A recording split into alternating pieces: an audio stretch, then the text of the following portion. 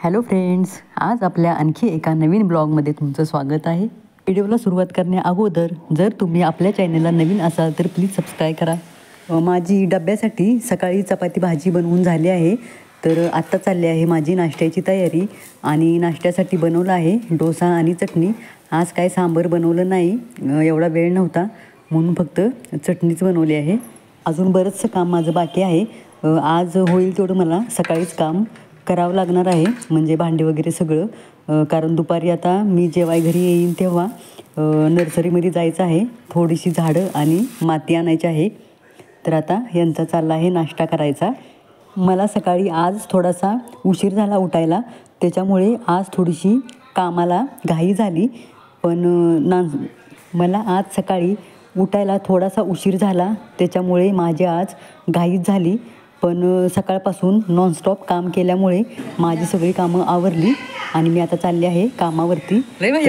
हा बघा आमच्या बाजूचा भैयू, तर त्याच्या स्कूलमध्ये आज वारी आहे आणि तो आज विठ्ठल बनला आहे. मस्त असं त्याला प्रियांकाने विठ्ठल बनवलेला आहे. फोटो काढू का? फोटो थांबा एक मिनिट. भैया माग ना. अरे भैया माग.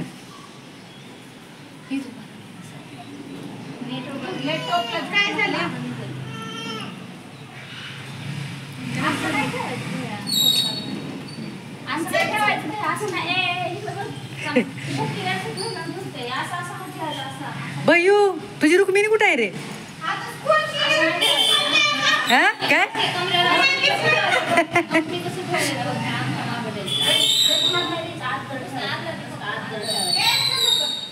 एकदा बघ भैया, एकदा बघ फक्त. हा बाय बाय. देव चालले. तर आत्ता मी दुपारी घरी आले आहे जेवायला कामावरून.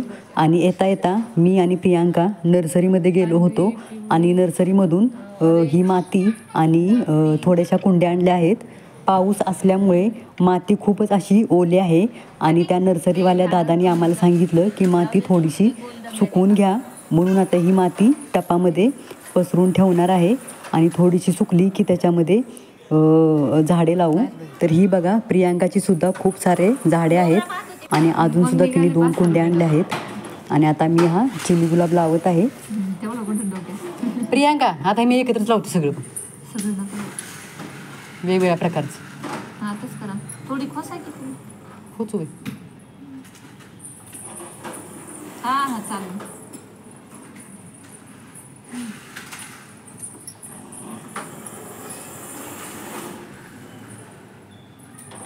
मला म्हणतात मला फोन करायचा होता, मी टाकले नसते. आणि मी जर फोन केला असता ना, रिकामा जास्त काही आणू नको बरं, जे आहे तेच पाहिजे असं म्हटले असते.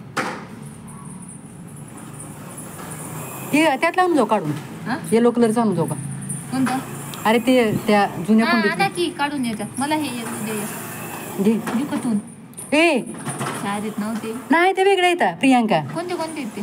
अरे त्या माणसाकडलं नाही काढलं. कोणत्या? घातलंय की. हा हे पिवळं तर मला माहिती, हे पिवळं आहे. हा आणि अजून दुसरं कोणतं आणलं?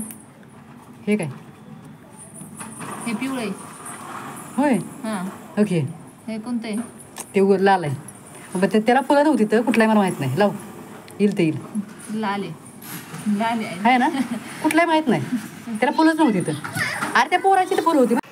तर हा बघा आम्ही काल लावलेला चिनी गुलाब, त्याची एक कळी आज उमललेली आहे. आणि ह्याला काय म्हणतात माहीत नाही, पण ह्याला पण खूप छान फुलं येतात. गेल्या वर्षी फक्त पिंक कलरचं माझ्याकडं होतं, खूप कुंडी भरत होती. आणि यासुद्धा फुलांना काय म्हणतात ते पण माहिती नाही आहे. ताईनो मला सांगा कमेंटमध्ये की या फुलांना काय म्हणतात. मी या फुलाचं बी टबमध्ये टाकलं होतं आणि मग त्याचं झाड उगवून त्याला खूप छान अशी फुलं आलेली आहेत. बी म्हणजे सुकलेलं फुलंच असं चुरणलेलं होतं आणि बघा किती छान असं ते झाड आलं आहे.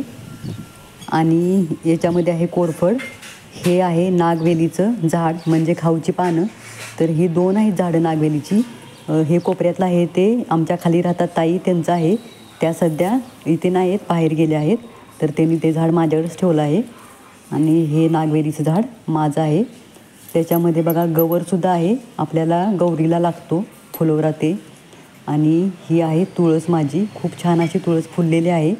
नंतर याच्यात कढीपत्ता आहे तो पण छान बघा आलेला आहे. आणि तुळशीची रोपंसुद्धा खूप अशी आली आहेत. मध्यंतरी मी थोडीशी रोपं काढून टाकली होती. आणि बघा याच्यात पण रोपं आहेत. याच्यात लिलीची सुद्धा झाडं आहेत. लिलीलासुद्धा खूप छान अशी फुलं येतात. अशी झाडं आपल्या घराभोवती असतील तर खूप छान असं प्रसन्न वाटतं.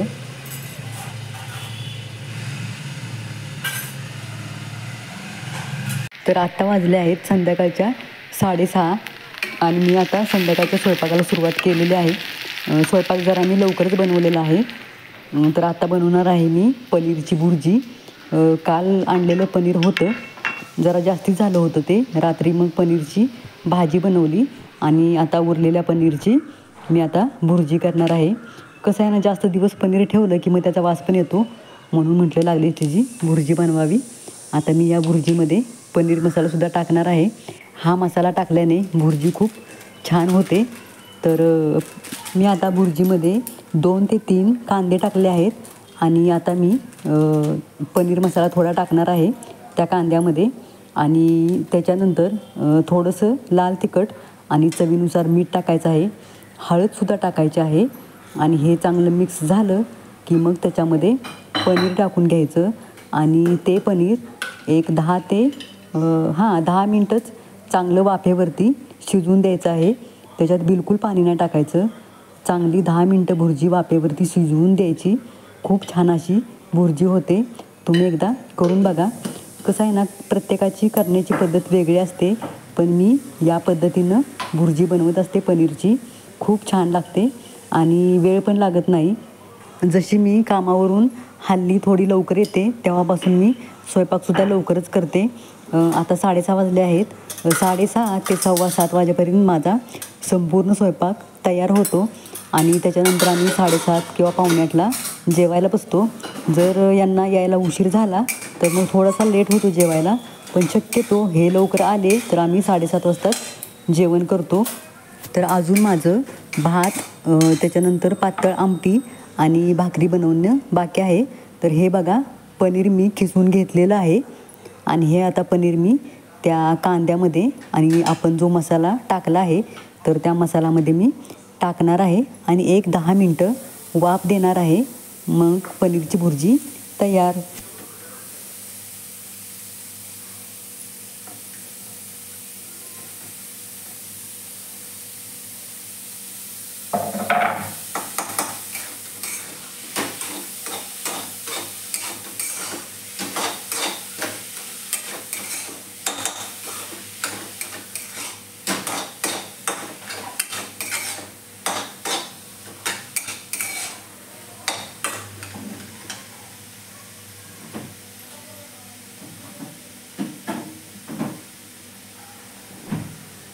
तर याच्यात आपण कोथिंबीर चिरून टाकणार आहोत.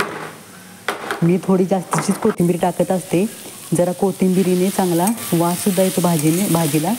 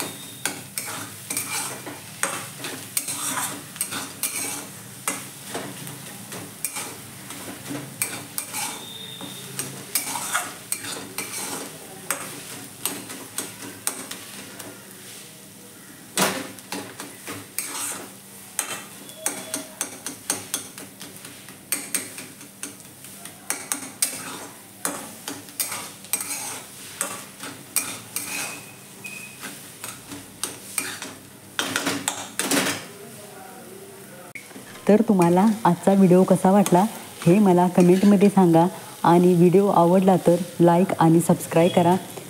तर आता आपण इथेच थांबू. थँक्यू.